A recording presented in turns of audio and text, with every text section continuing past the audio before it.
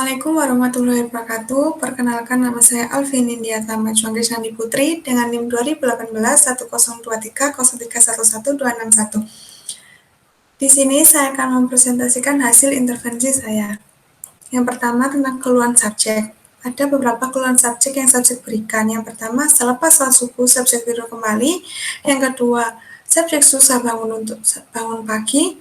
Yang ketiga, sering dimarahin mama ketika subjek bangun siang.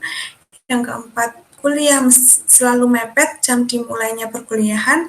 Yang kelima, sering merasa malas. Untuk asesmen, metode yang saya gunakan pada asesmen kali ini adalah wawancara.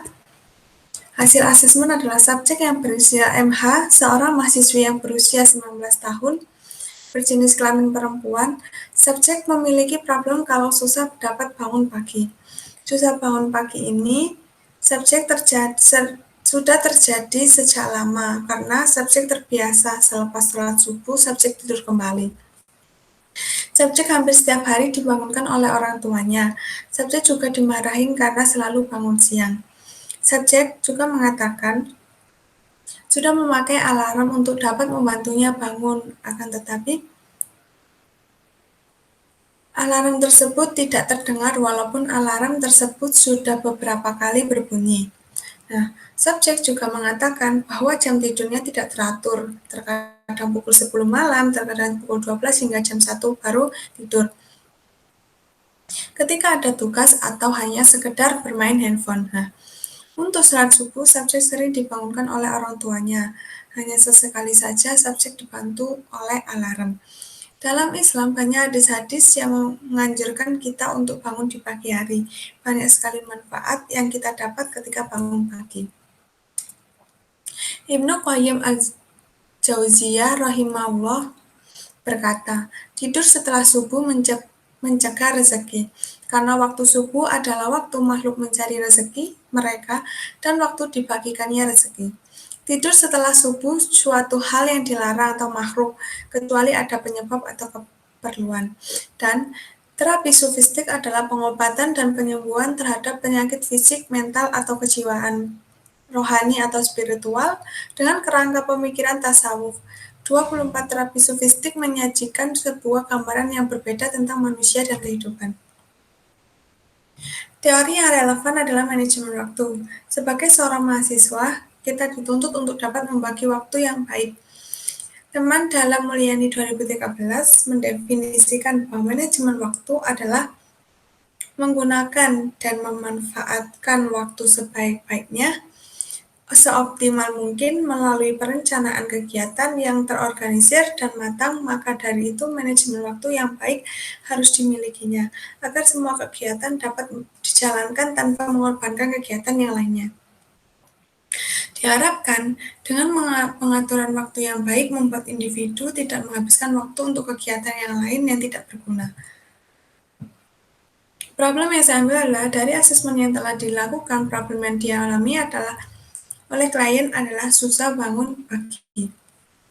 Intervensinya, target perubahan adalah mengurangi kebiasaan subjek bangun siang. Strategi intervensinya adalah terapi sufistik dengan teknik muraqabah. Prosedurnya, pada sesi 1, mengidentifikasi permasalahan. Sesi kedua, behavior kontrak.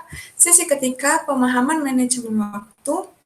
Sesi yang keempat adalah kesadaran akan pentingnya bangun pagi. Sesi yang kelima adalah subjek mendapatkan tugas rumah.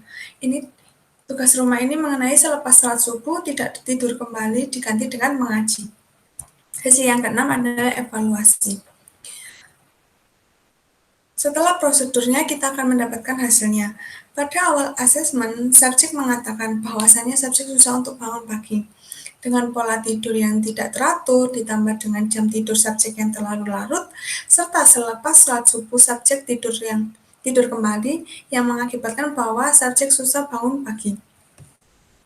Dalam seminggu, intensitas subjek dibangunkan oleh orang tuanya hampir setiap hari. Setelah kami melakukan asesmen, kami melakukan behavior kontrak, yang dimana ini kontrak untuk perilaku yang ingin dirubah. Dilanjut dengan pemahaman pentingnya kita mengatur waktu agar berjalan sesuai dengan rencana. Lalu dilanjut dengan menekankan sisi kesadaran manusia dengan cara melatih subjek untuk membiasakan diri bangun sesuai dengan yang telah ditetapkan di awal sesi. Nah, untuk tugas rumah, subjek diminta untuk membiasakan subjek agar dapat bangun pagi dan selepas sholat subuh diganti dengan mengaji. Pada hari pertama dan kedua, subjek mengatakan mengalami kendala. Subjek mengatakan pada hari pertama, subjek langsung tidur kembali selepas sholat subuh. Untuk hari kedua, hingga hari ketiga, subjek masih sama dibangunkan oleh orang tuanya, namun setelah sholat subuh, subjek mengaji 2 hingga 4 halaman. Pada hari keempat hingga ketujuh, subjek dapat bangun sendiri dibantu oleh alarm. Selepas sholat subuh pun, subjek sudah mengaji lebih dari 6 halaman. Namun, selepas mengaji, subjek masih tertidur kembali. Nah, untuk hari yang selanjutnya, intensitas subjek bangun siang sudah sangat berkurang. Subjek mengatakan mulai terbiasa bangun untuk sholat subuh dibantu oleh alarm, dan selepas sholat subuh langsung mengaji, dan dilanjutkan untuk beraktivitas yang lainnya. Subjek juga mengatakan menulis semua kegiatan yang akan dilakukan setiap harinya.